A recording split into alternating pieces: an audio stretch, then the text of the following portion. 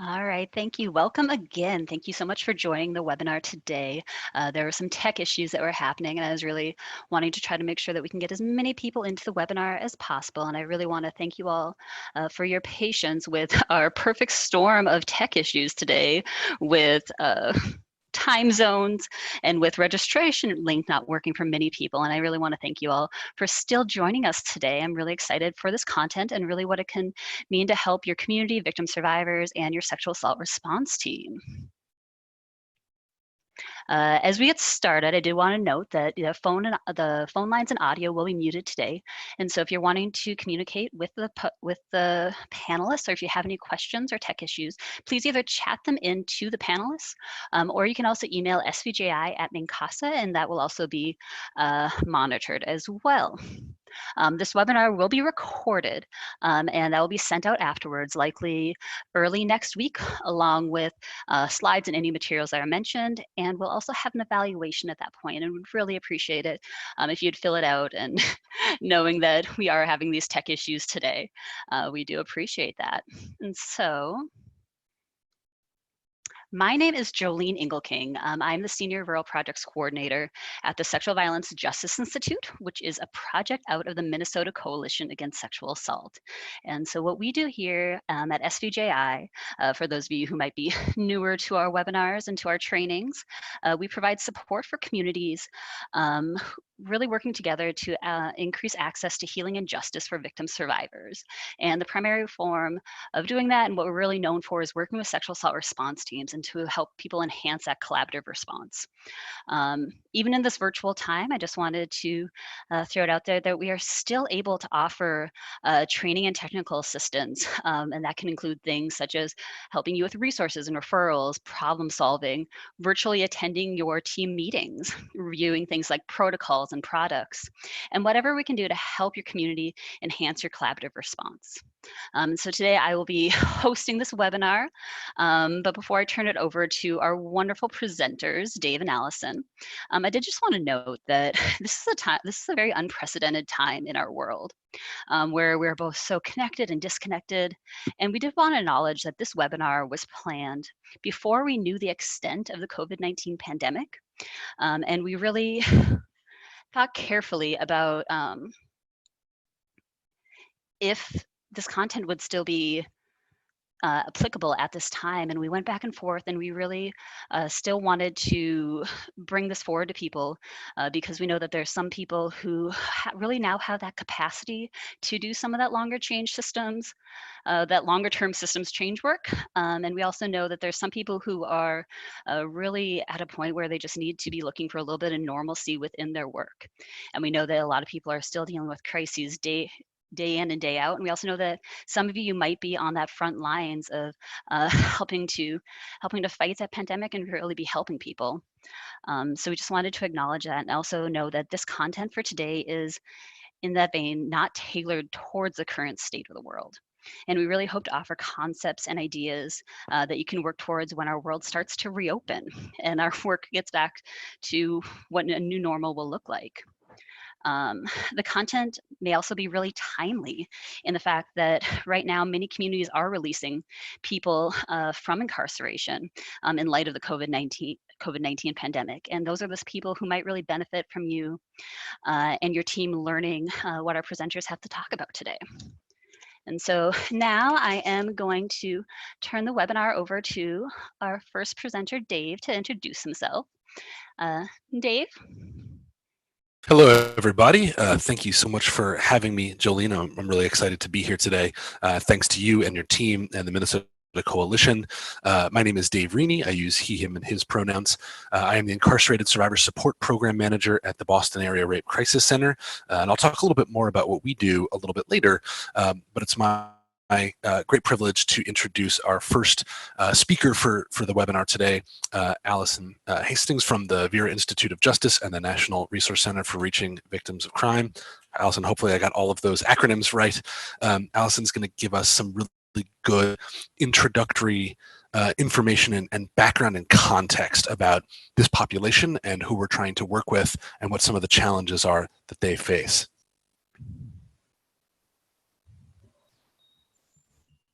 Thank you so much, Dave. Hi, my name is Allison Hastings, and as Dave just mentioned, I'm a project director at the Vera Institute of Justice. And at Vera, I oversee our work that is focused on supporting incarcerated and formerly incarcerated survivors. And so in that capacity, I do a lot of work that supports implementation of the Prison Rape Elimination Act standards for incarcerated survivors. And then I manage the National Resource Center for Reaching Victims work that's focused on formerly incarcerated survivors.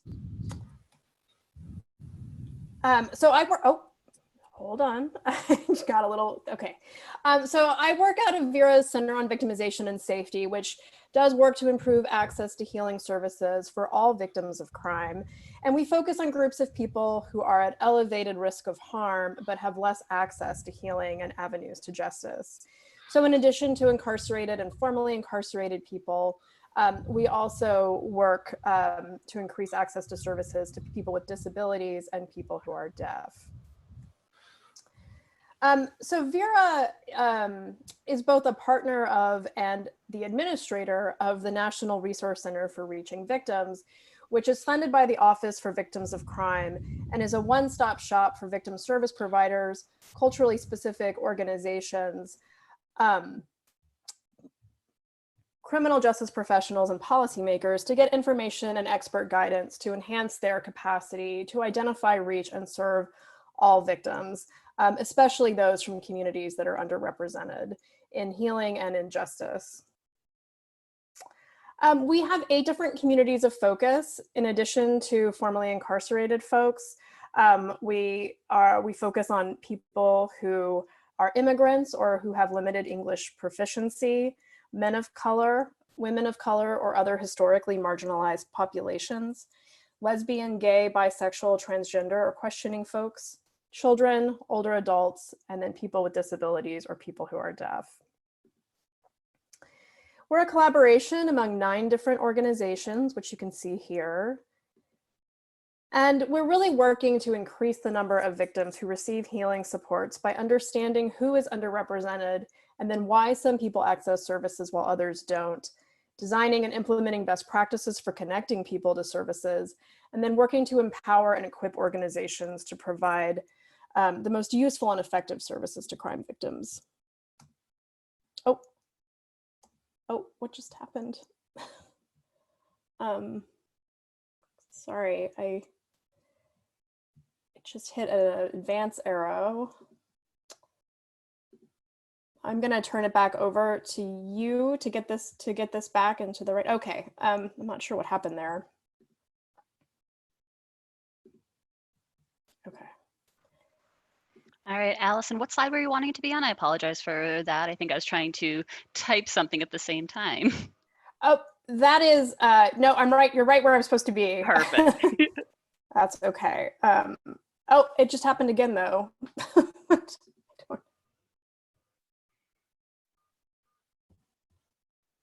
Not touching anything anymore. Okay, let's see what, let me see what happens if.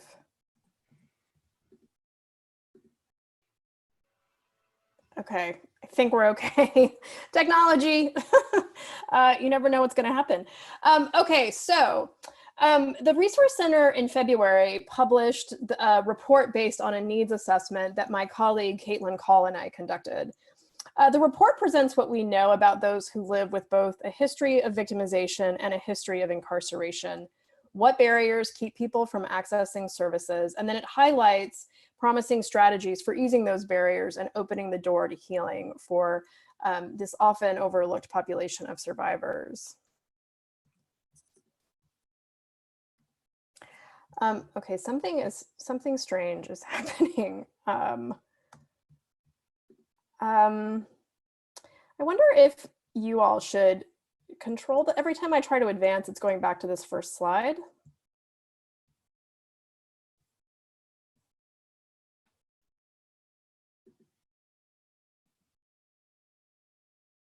Why don't I just say next slide?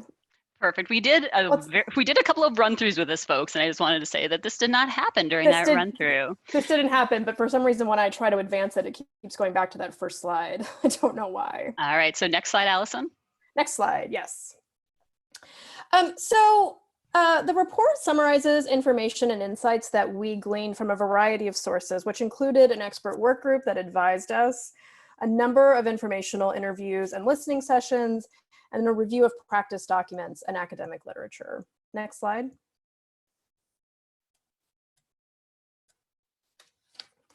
So here's a snapshot.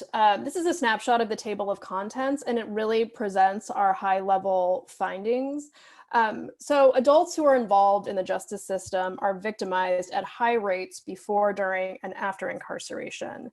And we are talking about a lot of people because many, many people in the United States experience incarceration.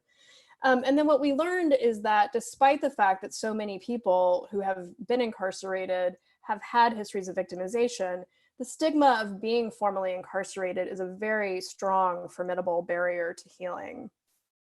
We also learned that reentry poses challenges to healing from trauma. And that is because there's so many competing needs and demands during that period that can really make healing take a back seat. Services and compensation are lacking for crime victims with a history of incarceration. Victim services and reentry programs are often not working together. And then we conclude by offering some strategies on how we can start opening the door to healing for these survivors so that they can get the healing that they need and deserve. Next slide. So I'm going to talk a little bit about the broader context of victimization and what we learned, but we learned some very specific things too about people's experiences of sexual victimization before, during, and after incarceration. So today I want to share with you a little bit about what we learned and then describe some of the barriers to services and share opportunities for hope and healing. Next slide. So the national data on victimization experiences of people prior to incarceration are 20 years old, but the last Bureau of Justice Statistics survey from 1999 found that men and women who were incarcerated had higher rates of victimization and prior abuse than those in the general public. Bruce Western's Boston reentry study is a helpful touchstone because it's both recent and it took a broader look at experiences of violence. So in addition to family violence and sexual abuse, Western included witnessing neighborhood violence, experiencing gun violence and robbery, and other forms of violence that are likely common in the lives of justice system involved people. So just, again, this is sort of the broader context. So keep this in mind that prior to incarceration, 40% had witnessed someone being killed. Nearly half were beaten by their parents. 1/3 grew up with family violence. 16% reported being sexually abused, and half were seriously injured while growing up. Next slide. So as I was just mentioning, the national data on victimization experiences from the Bureau of Justice Statistics is quite old, but the studies that we do have found that many women had experienced physical or sexual abuse prior to becoming incarcerated, and the same was true for men. This information is limited to people who end up in state prisons. It doesn't include people who spend time in jails. And notably, there are a lot of people in state prisons. There are about 1.3 million people in state prisons on any given day. And on any given day, there are about 630,000 people in jail, but about 11 million people enter jail each year. So there's just a tremendous number of people that are not really included in these numbers. And I just wanted to make a note that I wasn't able to find information related to victimization experiences of transgender people who are incarcerated, but Forge has estimated that 50% of transgender people have experienced sexual violence at some point in their lives. And this suggests that many transgender people in jail and prison have experienced sexual abuse prior to becoming incarcerated. Next slide. If we zoom in on the victimization experiences of women prior to jail incarceration, which I just mentioned touches so many more lives than our prisons do, we find that having a history of victimization is nearly universal for women. So 86% have experienced sexual violence and 77% have survived intimate partner violence. Next slide. Now let's consider some of the experiences that people have while they are incarcerated. Because of the Prison Rape Elimination Act of 2003 and the national standards that followed from that legislation, we have an understanding of the incidence and prevalence of sexual abuse in our nation's prisons and jails. About 1 in 10 former state prisoners have reported being sexually abused while incarcerated. And the numbers are likely higher than this because we know that sexual abuse is an underreported crime and even less likely to be reported in jails and prisons. Next slide. So the graphic that I just showed you and then these photos are from Just Detention International, which is an incredible international organization that focuses on ending sexual abuse for people who are in detention. And these are a few faces of survivors who have found their way to Just Detention International and now work on behalf of survivors who experience sexual violence in detention. Next slide. We don't know as much about the victimization experiences of people once they return home, but we know that they continue to experience violence. In his Boston reentry study, Bruce Western found that 1/4 of the study participants had been threatened or attacked since returning home. In his book, Homeward, he shares this powerful quote about his study participants. As victims, the respondents were shot, stabbed, beaten, raped, and molested. But even beyond the familiar roles of victim and offender, nearly all respondents reported witnessing serious violence and all reported fighting in which the roles of victim and offender were difficult to distinguish. Next slide. So despite everything that I've just shared about just how many incarcerated people have a prior history of victimization or experience victimization while they're inside, many victims do not get the help they need while they are incarcerated. Next slide. There are a lot of reasons for this. There are many, many barriers to reporting and services during incarceration. This is a helpful graphic courtesy of Just Detention International that shows some information that the Bureau of Justice Statistics gathered and published in 2012. And what it tells us is that many people don't report because they feel embarrassed or ashamed.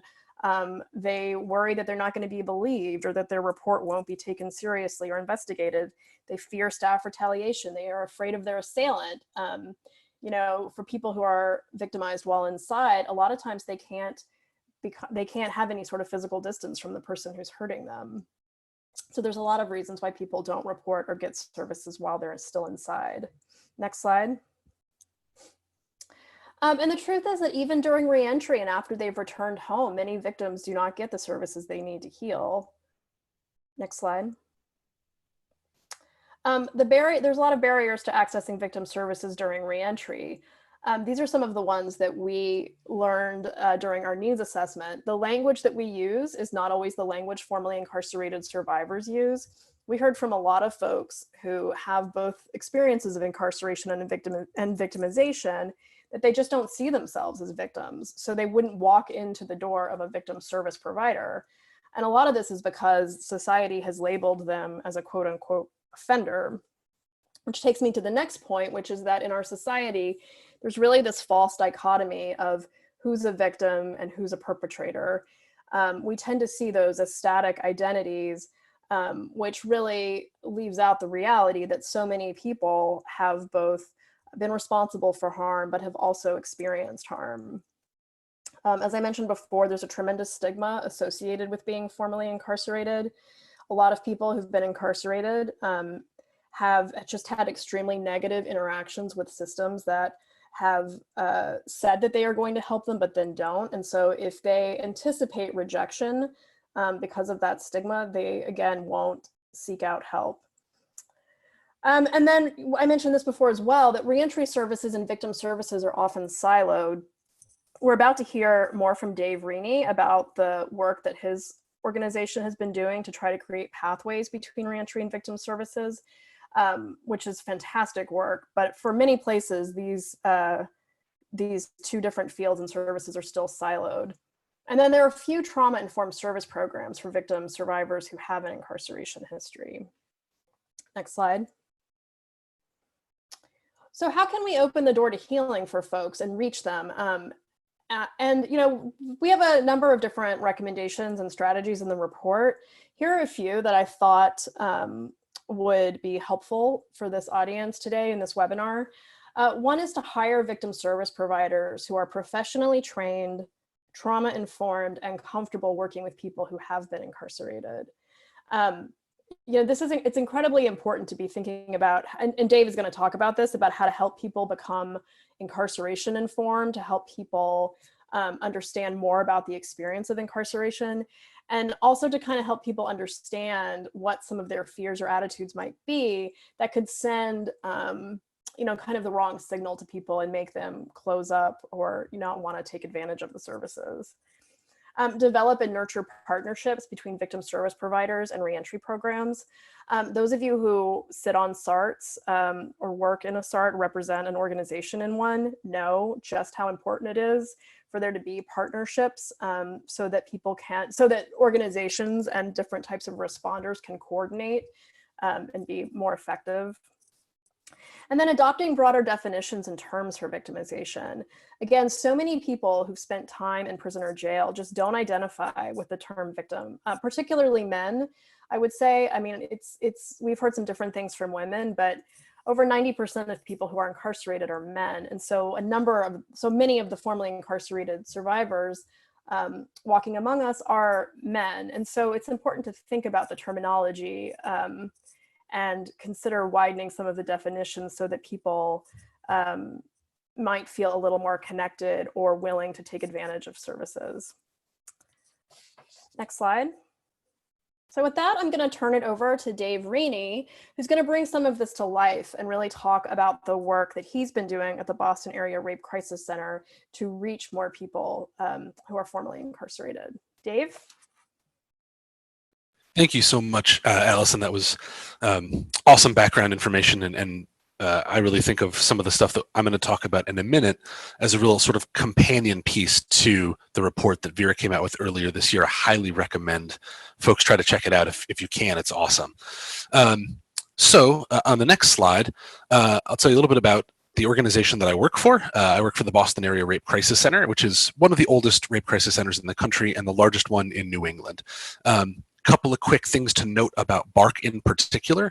We are a direct service agency, so our job is to work directly with survivors of sexual violence. We represent sort of eastern Massachusetts, not the whole side of the state, but sort of greater Boston. Our service area is probably a little over 1 million people or so it's a big chunk of the state.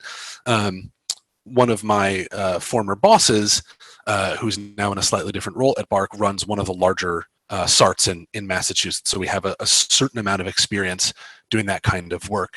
And just a couple quick notes on language so that it's easier for me to get through some of this stuff a little faster. I am going to say BARC a lot instead of the Boston Area Rape Crisis Center, just because it's long. So if anyone gets confused about what I'm referring to, it's probably the organization and probably not a dog, probably. I'm probably going to say SART more often than Sexual Assault Response Team, just because, again, it's a little faster.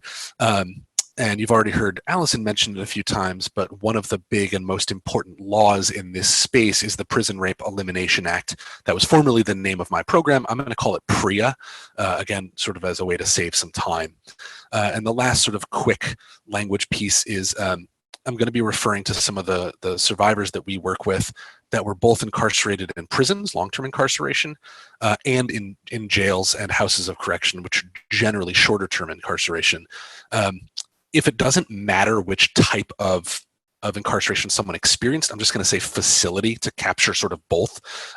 If the time frame really is important, then I'll make sure I specify whether it's prison or jail, or I'll try my best to do so. I'm also, like most other folks, working from home, and my home internet is not always the most reliable. So if I cut out for a minute, I'm gonna trust the coalition folks to just poke me and let me know, and hopefully I'll be back with you in just a second. So if I stop mid-sentence, it's probably because my internet decided to get a little squirrely with me, but hopefully that won't happen. So on the next slide, I can tell you a little bit about the program that I run, which is our Incarcerated Survivor Support Program. This is our program at BARC that specifically works with people who are incarcerated. We started in about 2014. Some of our local correctional agencies approached us to provide services, again, under that PREA law, which they are mandated to connect with outside support agencies to ensure that prisoners have access to some kind of emotional support. Right now, we provide the following services that you see on the screen to a couple of different agencies. The first and biggest is the Massachusetts Department of Correction. We are currently the vendor for all 17 of the Massachusetts state prisons, and then 2 of our local county sheriffs, Suffolk County, which is sort of Boston itself and a couple of the nearby towns, and Norfolk County, which is sort of to the south and west of Boston. On the next slide, we'll talk a little bit about the report that we came out with. We were working under a grant with the Vera Institute of Justice, which is where I got the chance to meet Allison and her team, where we were pulling together a project to form a relationship with Boston's municipal reentry agency. It's called the Office of Returning Citizens. And as a part of that project, our goal was to set up sort of a long-term relationship with them, to train their team about trauma, sexual violence, and to make sure they felt comfortable screening folks that they were working with for those kinds of needs. But the second part of that was to convene some listening sessions with formerly incarcerated folks who worked with that office so that BARC could get a better understanding of what the experience of being incarcerated was like, so that we could have a better read on the needs of this particular group of survivors. Most of our work when we first started the Incarcerated Survivor Support Program was focused on folks who were on the inside. So we did most of our work for the first probably 2 years of our project with folks who were inside a prison or jail. But as we started to have a longer sort of tenure in this field, some of our clients started to come home. And we started to realize, hey, if we want to be able to support these folks, we need to have an understanding of what it was like for them on the inside so that we can make sure our services are tailored for them on the outside. So in the next slide, what we put together is the major findings that we came out of that report and those listening sessions with. What were the things that we heard from those formerly incarcerated consultants about sort of the main experiences of being incarcerated? And the folks that we talked to experienced a smattering of different types of incarceration. Some served long sentences in prisons, some were in and out of jails in various points, but all of them sort of self-identified as now having fully re-entered, and they were doing all sorts of really amazing stuff. Some were doing volunteer work, or others were running their own businesses and things like that. But after the listening sessions that we ran with them, we sort of honed in on 4 sort of key experiences that were really important for BARC to understand. So I'll go through them really quickly, but if you want more detail, I highly recommend you download our report because it goes into a lot more specifics about each one of these. The first is that powerlessness and loss of control are key components of being incarcerated. For the vast majority of folks who experience time inside the system, they're going to be told what and how to do basically every aspect of daily living. When they wake up, when they go to eat, who they can associate with, where they can go. A lot of those things overlap with the experience that many survivors have of experiencing sexual violence, sort of losing that control on a day-to-day basis. The second thing we heard a lot about is that folks will use whatever coping techniques are available to them and work while they're inside. And those coping techniques range from a whole host of what we might call self-care or grounding techniques on the outside to things like adopting hyper-masculine postures in order to stave off potential victimization for folks down the line. This meant that folks learned what worked in prison to keep them safe, and a lot of those techniques don't look the same on the outside. Being aggressive or being hostile to any form of sort of disrespect might be the kind of thing that worked for folks to keep them safe in a prison environment, but on the outside that looks like someone getting into fights and being aggressive. So I'm seeing a quick question from one of our participants about why are sexual assault and incarceration so associated. So again, what we heard from a lot of our consultants in our work was, again, that feeling of being powerless, and that feeling of being powerless sort of spread through both of those experiences. And that's something we can come back to certainly at the end too when we go to questions. The third thing that we heard that we didn't recognize, which was something really important for BARC to understand, is that coming home from incarceration caused a huge amount of anxiety, especially for folks that had been inside for a long time. And this ranged from simple things like feeling like the rest of the world had moved on without them in a very sort of basic, fundamental way. Technology changed, the way that people interact with each other changed. Social media is a really different being now than it was even 4 or 5 years ago.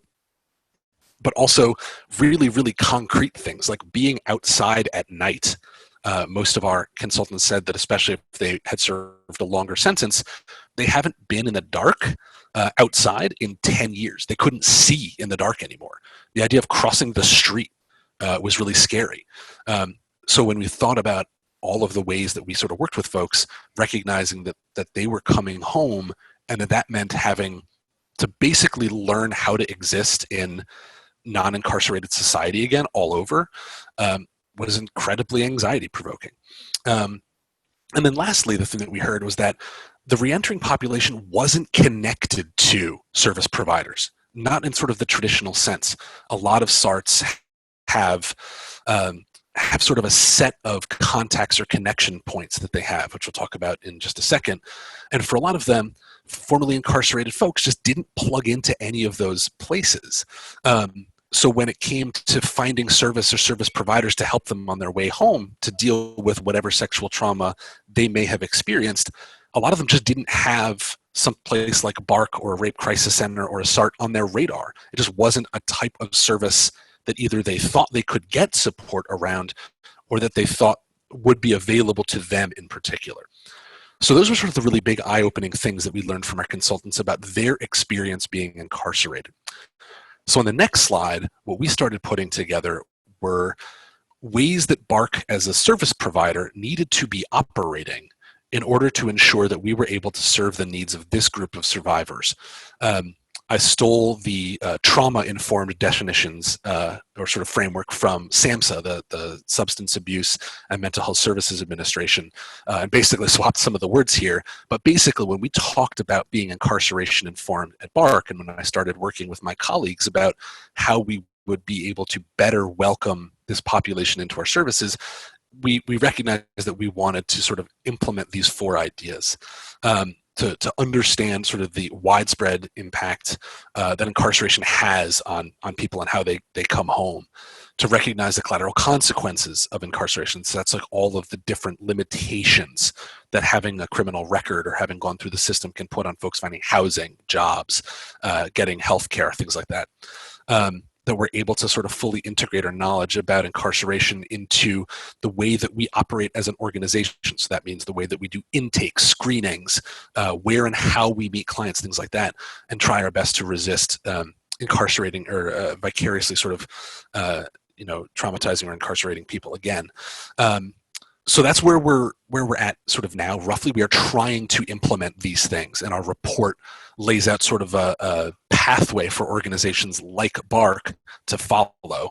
The pathway we drafted in that report is also for us to follow. So certainly be happy to answer any questions about our experience trying to implement these things so far. We're right in the middle of it, so I don't want to portray us as if we are the experts who have done all of these things perfectly so far. We are very much in the process of trying to make sure that we are implementing these things. So on the next slide, we're going to talk a little bit about why is it that so many of these folks coming home maybe don't have a connection to a SART or don't have a connection to victim services agencies. One of the things we found in our research and our working with these survivors is that they're not looking or finding services, and we wanted to get a better understanding of why that was.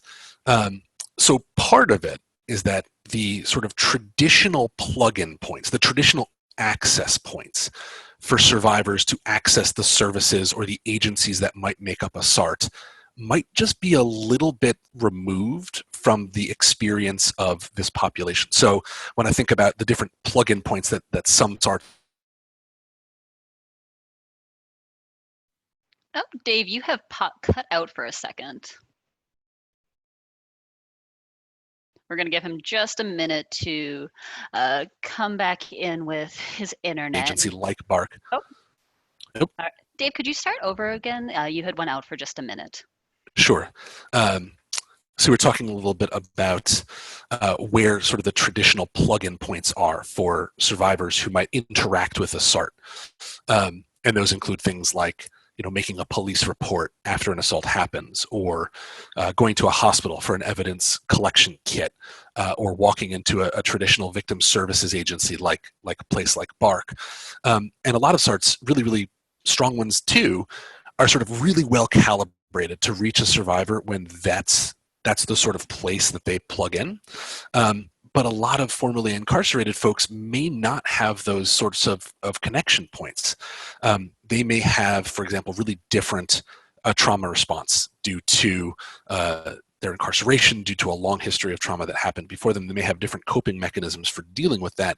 So they may not do something like go to a victim services agency, especially if they've never seen or heard of it. There are neighborhoods in Boston, that just don't have a ton of connection to BARC because we have not been able to reach out there as effectively as we'd like to be. And BARC's been around for 47 years. There may be a real lack of trust with law enforcement or government authority figures, especially for folks that were assaulted on the inside. If the assumption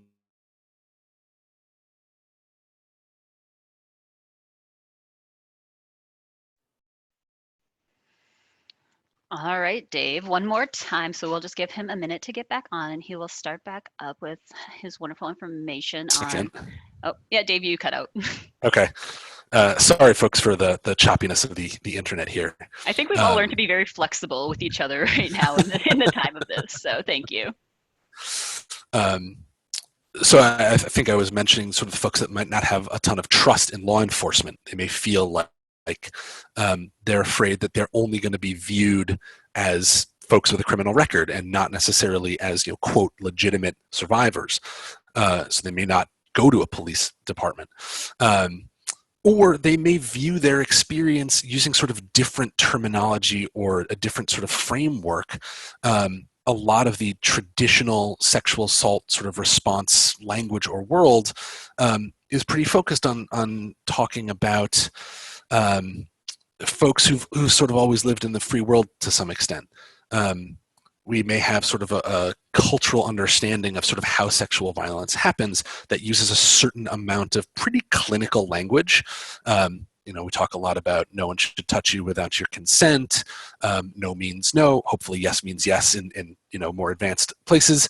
But for folks who haven't sort of been in a space where those messages have ever been the messages that they've heard, and especially for folks who've been in and out of the system for a long time in some way, the idea that no one should touch you without consent just doesn't really ring true to them when being touched and moved without your consent is kind of a day-to-day experience during incarceration.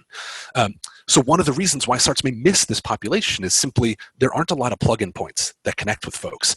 Some SARTs may have started working with their the local correctional agencies directly, and that's a really great start because being in a place where the survivors are located and having a clear connection point is going to be one way to reach them. On the next slide, one of the other things that we heard really consistently, and this may be a really basic component, but working with incarcerated and formerly incarcerated survivors means sort of by numbers alone, you're going to be working with a lot of men. And for a lot of men, especially those who've been incarcerated, the ways that we talk about sexual violence oftentimes feels like it misses their experiences. A lot of men are not necessarily going to be in a space where they want to identify themselves as survivors or anything that feels like being a victim, especially if they've been through an incarceration where any form of weakness or admitting any form of weakness both made them feel vulnerable and oftentimes had real actual implications for their safety. So as we put together our report, one of the things we recognized was we needed to have some different techniques for talking to men. They did not want to be singled out to be asked questions about their sexual violence history. When we were working with our partners at the Office of Returning Citizens and trying to encourage them to screen their clients for some form of sexual trauma, what we learned really quickly is that they needed to have a very specific set of techniques to do that. Asking broad direct questions, but questions they asked of everyone so that no one felt like they were being singled out for having been a survivor. Once someone had formed a relationship or a rapport with a client, being able to ask them questions about the experiences that they may have shared without using clinical language. So that means really mirroring what the client has said about their time, either in prison or before prison, not reframing their experience as something like rape if they don't use those words themselves. And if someone has been able to establish a really long-term relationship with a reentry agency or another service provider, to ask more about sort of symptomatic issues. How are they sleeping? How are they eating? How are they managing working with coworkers if they're able to have a job? Things that might indicate that there's a trauma history there that they need a little bit of time and space to sort of talk through. So on the next slide, the real question that we sort of ultimately came to when we were thinking about how could SARTs better work with this population or respect them is, think about all the reasons why this population may not want to talk about sexual violence with the agencies in your SART. Is it fear of law enforcement? Is it not having a connection to your victim service agencies? Is it feeling like, as may be the case in a lot of places, that the victim service agencies primarily serve white affluent survivors? Is it that they don't know the victim service agencies are around, or they never see them in their communities or neighborhoods? Is it that they don't want to identify as survivors, or the language that we use is too perpetrator/survivor sort of dichotomous, and it makes them feel like their experience isn't represented? Once we have a sense of what are all of those barriers, the next step would be, okay, so why would they want to talk with us? Why would they want to share this stuff with us? How can we make the things that we do for them so important and so valuable that it sort of rebalances that scale? And what we heard from our consultants on the next slide was really that there are three big necessities. That if a SART can sort of tackle these three necessities, that starts to rebalance that scale a little bit. And they're awareness, effectiveness, and trust. And I'll go into each one of these in a little bit more detail. So in the next slide, we're really going to talk about awareness. And this is the sort of short way of describing awareness is, how do people know about your organization or know about your SART? What we heard a ton in our listening sessions with the consultants was that groups that spent time behind the walls, that spent time in facilities with them, were able to build the kind of relationship and awareness that extended well outside the walls too. So what we heard a lot about was Narcotics Anonymous and Alcoholics Anonymous, which run many, many sessions in Massachusetts. Almost every facility that we work in has a local NA or AA group. And what we heard from our consultants was, as they were coming home and as they were trying to figure out and deal with that anxiety we mentioned before, it was a lot more likely that they would call one of their contacts from NA or AA or connect with the local chapter outside the prison or jail, even for things that those agencies don't provide, like a ride to work or a place to crash for a few days or some help on an application, because they knew them. They had a connection with them. They felt like there was a relationship there. One of the challenges that we recognized at BARC is that for a lot of our survivors who are coming home, if they'd never seen us on the inside, they wouldn't know that we exist. They may not have experienced us anywhere else. So that's one of the reasons that we've tried our best to have such a strong presence inside and to increase that presence where we're able to. But that also means that the other sort of agencies that might make up a SART, whether it's law enforcement, whether it's hospital staff or social workers, if there's ways to form connections with people, possibly while they're still inside, that's amazing. But at the very least, folks need to be able to see you in their communities so they know that you're there. The next thing that we heard a lot about on the next slide is trust. And trust is super, super important. One-on-one connections are super, super important. But actually, one of the ways that we heard about this the most from our consultants was in accuracy and transparency. One of the consistent challenges the consultants talked to us about was trying to form a plan to come home, whether that meant their housing, their employment, reconnecting with family members, and finding resource lists or collateral for agencies that was out of date or inaccurate, or that they found a time and ability to sort of meet with these agencies because they were under the impression that those agencies could offer a certain set of needed services, and then finding out that in reality, those agencies don't offer those services, or they were really stigmatizing when this population went to talk to them. So when we talk about trust, we really talk about transparency and accuracy. Does the population know that they can come to your agency to get the services you say you are going to provide and they won't be stigmatized for their experience? Are you really, really clear about what you can do for people so that folks are not coming to you for things that you don't offer and aren't feeling disappointed or turned away? Does your information and collateral have really clear and specific indications of what your agency looks like? In order to build this trust, on the next slide, Bark put together a list of the types of questions that an agency should really do internally before it sort of starts to aggressively try to provide services to this population. Your agency needs to have a really clear idea of how it thinks about or wants to interact with folks that have been through the correctional system. For Bark, we did a long, sort of year-long process on anti-racism and understanding sort of what that looks like in the Boston area. What does an agency feel like working with men and working with male survivors? And how much does your organization sort of look like the community you're trying to serve? Basic protocol questions that need to be in place before you sort of agree.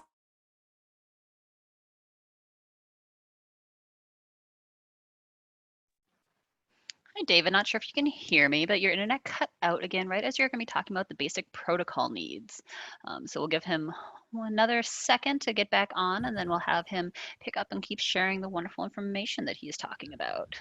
There we go. Thank you, Jolene. I've listed some of the protocols that an agency might want to look at here, but one of the key ones that we found was due to funding or maybe cultural requirements for rape crisis centers or for victim service providers in particular, what are your particular rules with working with folks that may have committed some form of sexual violence? What we learned from our consultants was it may be okay to not be able to serve people for certain reasons or not be able to offer certain specific services, but you need to be really transparent and upfront and honest about those things, which means actually thinking about what those rules are and preferably writing them down somewhere. And then lastly, things like logistics. How do people get to you? How much staff time or capacity do you have to serve folks? When someone walks into your office who's been through the system, what are you actually going to do with them? Can you promise that the experience they're going to have matches the experience that you're hoping that they will have? What does your intake process or pathway sort of look like to make sure that they're getting the understanding of what you can offer? Making sure that you do what you say you will do and that you aren't stigmatizing people is a really foundational way of building trust. And what we heard from the consultants is that trust builds slowly and primarily through word of mouth. That folks really talk to each other as they come home and share sort of the agencies that treated them decently and the agencies that didn't. So every time you interact with a client who's been through the system, being able to say, this is what we said we were going to do for you, and we are doing it, and making sure that you provide sort of the best possible service to them sort of in the way that you said you would is going to help build that trust. The last necessity that we heard about, and this was one that was really interesting to me because this isn't always the way I think about our work, is what I called credibility or effectiveness. And this is maybe a fancy way of saying, can your services in your agency really move the needle for someone who's come to see you? Lots of survivors from lots of different backgrounds have different concrete needs. I'd say probably all the survivors that come to BARC have a variety of concrete needs. They may be sort of emotional support they need. It may be housing. It may be job support. It may be a whole host of other things. But for folks coming home from incarceration, oftentimes those needs are very, very immediate. And oftentimes they don't have the same ability, like Allison was saying before. They may not have the same ability to go to some of the other types of service agencies that can normally support folks who are looking for things like housing or healthcare or benefits. In order for an agency to be able to work with this population effectively, one of the things we heard from the consultants is you need to be able to give us something concrete that's pretty workable. And to do that, you need to know some things. It wasn't necessarily super important for our consultants that someone on a SART agency's team have been incarcerated themselves. They didn't necessarily say that we needed to have a formerly incarcerated staff member who sort of really understood their personal experience. But what they did want us to know is enough about the logistics of their life that we could give them effective and realistic referrals, or we could help them with really concrete things. So that means stuff like we needed to know the other agencies that were doing support for these folks in their reentry journey so that we could refer them to the right places and not just sort of blindly refer them off to other places we didn't know. We needed to know a little bit about what safety looks like coming home so that we weren't trying to provide recommendations or service plans for folks that put them in real danger. One of the things we heard, Boston is a pretty small town physically, decent population, but not very large. For a lot of our gang-involved folks in particular, you can't take public transportation. It's too dangerous to do that. The schedules are too regular. You can put yourself in a space where you're going to be really crossing rival gang territory. Well, if most of our work has depended on us being able to get people bus passes so they can come to our center-based service, providing that option to someone really makes it sound like we don't have any clue what their life looks like. And that's really not going to be a safe or healthy way for them to connect with us. And it means that we don't have any credibility anymore. Another good example of this on the next slide is something we heard about a lot, which is technology has changed. Something as basic as how an organization schedules times to meet with people or schedules intakes or connects with them really changes a lot based on sort of what probably for most of our agencies, the majority of our survivors might use. Someone who went in 2005 and came out 10 or 15 years later may have a completely different understanding of how things like phone calls work or how to schedule something in a calendar. So when we talked to the consultants, a lot of them said, you got to make sure you've got some analog backups available for folks. Paper. How can you send people regular reminders? If someone is going to be making a report to the police or something like that and are looking for maybe someone to help come with them or accompany them for something like that, how do you coordinate with them? Those were all really basic and important questions that we heard and are trying to find ways to make sure we're addressing. Putting all of this stuff together, we came up with, again, sort of in our report, a very rough time frame or timeline. On the next slide, we sort of showcase the very basic ideas here. This is not necessarily date stamped in particular, but it's really what should the agencies that make up a SART start to think about, preferably before you ever actually serve this population.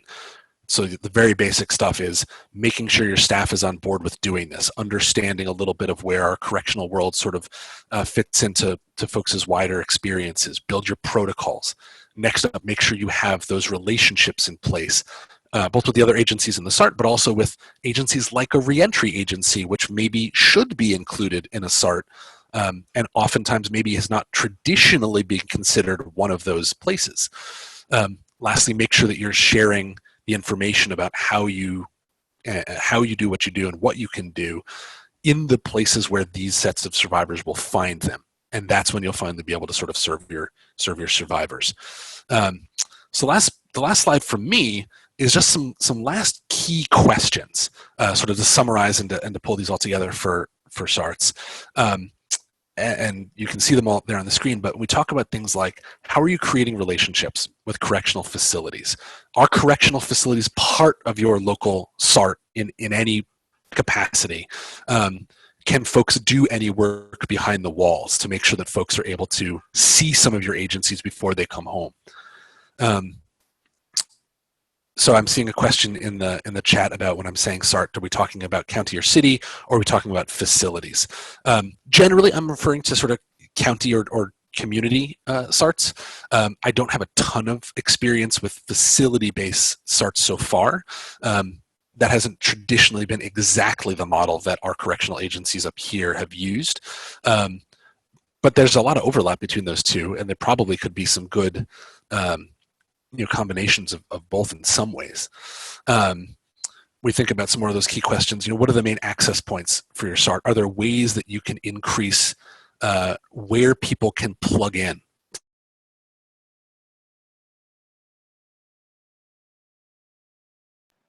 Oh, Dave, we almost made it, but we did have you go out right now. We can make it through this one more slide. We're going to give him just a couple of seconds. If not, we will keep moving forward. If folks can still. Okay. So I'm just waiting to come back. You are back, Dave. Okay. So sorry, folks. So, can you provide more options or ways for folks to connect with your agency? An example might be, can folks connect with their local reentry agency, whether it's something like our municipal office up here or a halfway house agency? Are those types of organizations in your SART? Are places that do job training or help connect formerly incarcerated people to vocational skills, are those places a part of your SART? Because those may be places that have much closer ties to this population than, say, a police department does. Can your agency support these survivors without stigmatizing them? And that's more than just, is your staff nice to people? And are they able to do it without sort of recoiling? Are you able to do basic things like do intake protocols with folks and explain to them clearly why you ask if they've been through the system, if you need to ask that at all? Folks who are treated well are certainly going to have a better experience, but if they're treated well but they still see structures in place that show them that they don't belong at these agencies, they're not going to come back. So that's one of those ways to do it. And then finally, what you start trying to accomplish. If the idea is to provide holistic support to folks who are survivors of sexual violence, then one of the questions is, okay, so where are you meeting survivors? Are you able to provide them with holistic services, even if they have an incarceration history? If the idea is something different, that'll direct your approach differently. But for certainly a lot of survivors who've been through the system, one of the challenges they face is that they sort of have experience with lots of different types of agencies and no longer being seen as credible. They're seen as folks who are criminals or have been incarcerated, and they get that sort of thrown in their face pretty substantially all the time. So if a SART is more focused on something like broad public health and not necessarily on individual survivors, they may pick up on some of those types of things. So those are some of the sort of last sort of key questions there. And I think we're going to jump into sort of a holistic summary for everything for some last key points, and I'll ask Allison to jump in again here as well. What were some of the big sort of key considerations we saw or thought about when we thought about where SARTs could do this? Thanks, Dave. So this is sort of a summary of key considerations that Dave and I have talked about through the work that he has done and the work that I've been doing for the National Resource Center. And so this really just sort of reinforces a lot of what you've heard today from both of us, and particularly from some of Dave's remarks. It's really, really critical for people to become incarceration informed. You know, Dave talked a lot about the experience of incarceration, that experience of power and control, and how that can really influence a person's, you know, sense of bodily autonomy, sense of what consent means, and that it's really important to understand what that experience does to people and the trauma that lingers from it. And as Dave also talked about, it's important to gain comfort as service providers to talk about sexual trauma and incarceration without relying on clinical terms. I think, you know, Dave talked about the importance of mirroring the language that clients use, particularly male clients. You know, they may be talking about an experience that sounds like sexual assault to you as a SART member, as a sexual assault first responder, as an advocate. But maybe they are using different language, or they're talking about it as some kind of choice they made in a series of bad choices. And it's important to just reflect that back and not reframe the experience in clinical terms. And again, just to drive this home, that it's important to build trust and credibility through staff training, responsive policies and protocols, and relationship building. I think that some of what Dave was just talking about in terms of staff training and making sure that staff feel comfortable, they don't recoil, they don't have body language that signals rejection. Those things are so important when thinking about trying to reach and serve this population. And then finally, it's important to create space and safety for people to talk about their experiences. This is true for all survivors who've experienced incarceration. I would just maybe shine a light on the fact that it's also like quite important to think about this when we're thinking about men, because again, so many people who are incarcerated are men, so many formerly incarcerated survivors are men, and that there's a lot of work that needs to be done to really create safe space and safe connections for men to be vulnerable, to talk about their experiences, and to feel like they will be taken seriously and be treated with credibility. And so with that, I think I'm going to turn it back over to Jolene. Yes, thank you so much, Allison and Dave. That was absolutely wonderful. And I was really looking forward to having this webinar today because I work with so many SARTs across the country. And this is a topic that I can, in all honesty, have heard maybe come up once with the dozens to hundreds of SARTs that I typically work with in a year. And so I'm really thankful for that. There were a few questions that kind of came in, and I'm not exactly sure when they all kind of came in, given the context, but I was wondering if both of you could try to field a few of the questions that came through. And one of them is kind of building right off of what Allison was saying at the end. And the question was, when working with men, is there a difference between who they are more receptive receiving support from, men or women?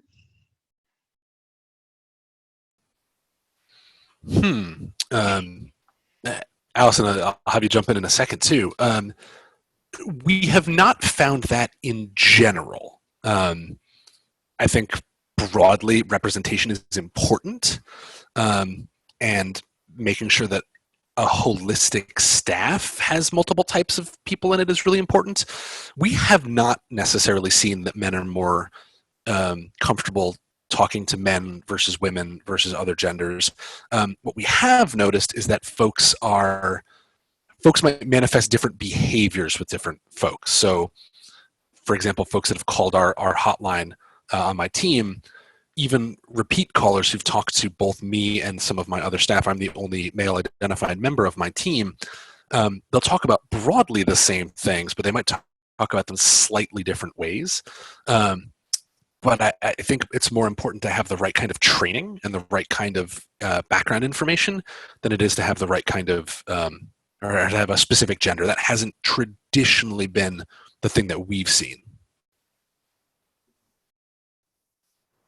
And this is Allison. I don't have too much to add other than I agree with what Dave is saying. I think that, you know, we at Vera, I've worked with different types of providers who are male or female, and it seems to me that regardless of the gender or the gender identity of the person providing the services, that the real important thing is that the service provider be able to unpack or discuss trauma in a way that resonates with the person. So as Dave was talking about earlier, you know, sometimes it's asking like, how are you sleeping? How are things going at work? And trying to kind of help people unpack things in ways that's comfortable for them. So I agree that I haven't heard so much about gender as much as the importance of being trauma informed and really being able to unpack that for people and talk in a way that resonates with them. Thank you. So kind of going along that same lines, there's another question that came in on if there's any, if you have any recommendations or guidelines or just insight into how responders and teams as a whole could work with people who have been sexually assaulted, but who also have assaulted other people, and if there's any nuances or things that people need to be thinking about in that response. Allison, you want to jump on this first? I think my response might be complicated. I was actually thinking that you should probably respond to this, because I think we've had conversations before, and I know in your presentation you talk about you know, thinking about the protocols and the ways that you like how you decide who you're going to work with and who you aren't. And And I would imagine from the direct service provider perspective, which you have, like you can really talk about a lot of the different nuances to this question. So I'm actually going to turn it over to you.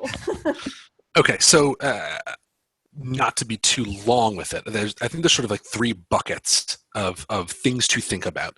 The first bucket is the sort of logistical and financial one. For a lot of direct service providers, if you got funding through certain federal programs, VOCA is the one that springs to mind most easily. That's the Victims of Crime Act. Up until 2016 or 17, you couldn't use any VOCA money to work with folks who had been incarcerated. I think because the assumption was that they had committed some kind of had perpetrated in some way, not necessarily sexual violence, but they'd hurt other people. That was a place of sort of that perpetrator-survivor dichotomy being really sort of codified into law in a way that wasn't super helpful. That rule has changed, but it's still important for a service provider to think first, do I have grants or money or other sort of logistical things that will dictate how I need to structure how we serve people? I'd say that's the easy one because at least it's stuff you can look up. The second part is, how can you ensure the safety of all of the people that your agency is working with? And again, that's going to differ based on the type of service you offer. BARC is a rape crisis center. So the physical and emotional safety of our staff, our survivors, our volunteers is really, really important to us. So when we started thinking about how do we best serve folks that are coming home and who maybe have a background or a history of some form of hurting other people, what do we need to balance there? And we went through basically like a year-long process of talking about our institutional values. What are the things that matter to BARC? What's our core mission? How do we ensure that folks feel safe? And we essentially came up with a written down protocol that we now have a little bit on our website, that essentially if folks sort of self-identify that they have sexually harmed other people with certain restrictions in terms of age ranges and whether they had to hurt someone else as a part of abuse that they themselves had suffered, that BARC wasn't going to be the best place to support them because we didn't want the remainder of our community to feel emotionally unsafe coming to see us. The last part, and the one that is honestly more recent to me, and I wish more agencies in the country were able to do, this has been a challenge for us at BARC to find places to refer people to, is that for folks that have both a background as a survivor of sexual trauma and have also perpetrated sexual trauma, I've recently heard to describe folks that have both of those experiences, and that in order for someone to process either one of those, they need to be in a space and with a service provider that can allow them to talk freely on. Oh, Dave, you are starting to keep cutting out as you're giving your response, and it seems like it's gold. So you again. Yep. Okay. Come on. I think. Hold on. Oh. Let's give your internet just a second. If not, we'll move on to the next question. How is it going? Is it working okay? It is now. Okay. So I hope that folks heard at least some of that. I think I was at Dual Histories. Yes. Ideally, someone who's a survivor but who has also perpetrated would work with a clinician or a team that can address both elements of their experience, because it's really hard to silo off one part of yourself. Our challenge at BARC has been trying to find the places or specific service providers that if we determine someone is not appropriate for our services, because again, we're trying to balance working with survivors and keeping our whole community safe, that we can refer them to in good faith and conscious, knowing that they're going to get good service from that other place. There's not a lot of places out there that do that. And that's one of those challenges that I just don't have a great answer for. Someday it would be fantastic to have more agencies that specialize in that sort of dual history component for a lot of folks. I don't know that that's where we're at right now. Right. This is kind of like an amalgamation of a few questions, but do you have any advice, tips, ideas about how organizations or SARTs as a whole could really start to break down some of the stigma and change the mindset and culture framework they have around working with victims who were formerly incarcerated?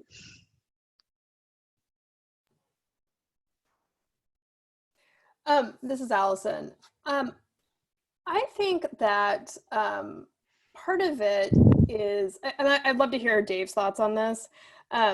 I think that part of it is really stepping back and thinking about, I heard Dave just talking about thinking about like institutional mission and goals and what your goals are as a service provider and who you're trying to help. And I think that stepping back and doing a little bit of examination of that would be helpful. I think helping people be a little bit honest about what some of the fears are that they might have that keep them from feeling comfortable would be helpful. So trying to kind of uncover that in a safe way and talk through that with people. And then I've mentioned Just Detention International a few times in my presentation, and I've worked with them off and on for the last 14 years. And I've heard Linda McFarlane, who's one of the deputy executive directors there, talk about this idea that you really don't want to be drawing a line in the sand about who you will serve and who you won't serve. That it's just really important to be thinking about what kinds of ideas you might have about who's deserving and who's not, and think about moving that line if you have previously kind of thought about things in that kind of static, dichotomous way of like, there are either victims or there are quote unquote offenders. That a lot of times it's really a process of just kind of examining those held beliefs that people might bring into this work, and examining the goals and the mission, and then thinking through those fears and how they can be mitigated a little bit so that people still feel safe, as Dave was just talking about, because the safety of people who are providing the services is so important, but also more comfortable sitting with people who have been touched by the criminal justice system. Yeah, that's really awesome stuff. And I also echo Allison's thoughts about Just Detention. I think Cynthia might still be on the webinar, but they're amazing. They do such awesome stuff. I think we think about stigma in two categories. One is the one that's probably a little more direct to Bark, which is, what kind of training can you get to make sure that when a person is in front of you as a service provider, you treat them like an individual. I think this is pretty broadly applicable across types of service providers, whether it's police, hospitals, social workers, rape crisis centers. Some of the basic stuff we heard from the consultants were things like, when someone comes in to get services, even if you know that they've experienced incarceration, greet them, tell them what to expect from you, ask them what name you'd like, to be called. That doesn't sound like particularly outrageous or outlandish techniques. But a lot of agencies may not have that sort of basic protocol. And especially for folks who've been incarcerated for a long time, having someone ask them what name they want to be called and then calling them by that name can be like a really big deal. So those are sort of all the really basic, like individual one-on-one things. We heard basic stuff from the consultants about, if it's possible, not putting a barrier between a service provider and a person, not like an emotional or physical one, like literally don't put a desk between the two of you, don't put a table between the two of you. Try to get some experience listening to or hearing about what experiences in prison might sound like, so that hearing them doesn't surprise or shock the folks who are going to be doing that one-on-one service. Prison can be a very rough place. And for a lot of our survivors, the sexual violence that they may have experienced is not separate from, or sort of, a thing that they can silo out from the other types of violence they may have experienced. So things like searches, which happen every day, would be considered probably extremely invasive and traumatic for folks who are not incarcerated, but that may be the kind of experience that a survivor has every day if they've been through the system. So that's one side of the stigma coin, is what kind of training can your team go through to make sure that they talk to someone and treat them like they're an individual. For a lot of places, we may already be pretty good at that, and it may just take a little bit more training to understand some of the background of prison. The second side of it, though, is sort of systemic stigma. And this is all of the stuff that lets someone know that they're not welcome or that their concerns aren't important, even if the individual people involved in all of those systems are really nice to them. So I'm thinking about what the consultant said again about resources. If they're going through their reentry plan and someone tells them, yep, you can come to BARC to get support for your sexual trauma, but the only way you can get there is by taking a bus, and it's really unsafe for you to do that, and no one can accompany you or give you a ride. Oh, and by the way, you need to schedule that appointment by calling them first and then setting up a time to go, and they don't send you automatic reminders or a text message. For someone who's coming out of the system, what that might look like is they're available, but not really, because they don't really want to serve me. It's the same as finding lists of housing resources or halfway houses or shelters that don't actually have open beds. So the systemic side of it, which is I think the harder side, at least for me, is where can the SART make some real room to ensure that the stuff we say is available is realistically available for this population. Good faith goes a long way here. Asking folks, hey, this is how a service provider has traditionally done something, but is that going to work for you? What would work for you better? And can we try to make that work? That can help show that stigma is at least in the process of being dismantled. Thank you both for those wonderful answers. I think there's just going to be one more question that I'm going to ask of you both today, and I'm not even sure if you might know the answer to this, but do you have any considerations about how some of this work might be done remotely?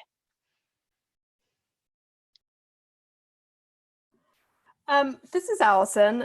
I will say that so in the National Resource Center for Reaching Victims, for that project, my colleague Caitlin Call and I run a virtual learning community of folks. And we've been talking a lot, and the community is really for people who are working at the intersection of incarceration, reentry, and healing. And we've had a few meetings during this, the COVID-19 crisis, and it's a real challenge. I mean, that's a lot of what we've been talking about is really, how do you sustain services? How do you reach people? There are so many concerns. I mean, it's extremely positive that there are a lot of people that are being released because of, the inability of really practicing social distancing in jails and prisons. But there's this big concern about, like, what are people releasing to, and how are they gaining access to services? So I don't have great answers for this, but I know there have been some efforts in some places. Philadelphia is one of them.